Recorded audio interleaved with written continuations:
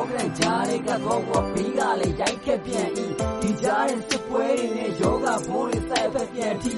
ညဆိုအေးပြုံးပဲချိန်များထားလို့မလဲလို့ရှေ့ဆက်ဖို့အားတင်ထားလေခေါင်းကိုမြင်ကကုတ်ဆဲမို့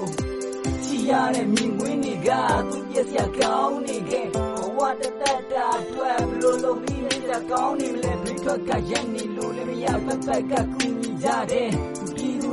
ပဲကြီးသူစင်ကြဟာကောင်းတင်မဲ့ဒီနဲ့ချိန်လေးဟာကူစားသွားမှာပါတယ်နာချင်မှုတွေကိုမြိုက်ခွက်ပြူရင်ရတဲ့စကားကဘသူများစတာလဲအကုန်လုံးစင်ပြေပါတယ်ဆိုတာမူတဲ့စကားပါပဲငါတို့ဟာနာချင်မှုကိုယ်စီရှိကြတဲ့လူသားများပါပဲဘာသာတရားတွေလူမျိုးတွေကွဲပြားနေလေစီလုံးချင်းအားကိုထင်းသားငါမျက်မြင်တွေ့ရနေစေဒီနိုင်ငံတော်ကြီးအေးချမ်းမှုအတွက်သူတွေတောင်းပြီးနေခဲ့ဒီနေ့စမှာကြာရောက်ပါတဲ့ငြိမ်းချမ်းခြင်းနဲ့ကောင်းခြင်းတွေ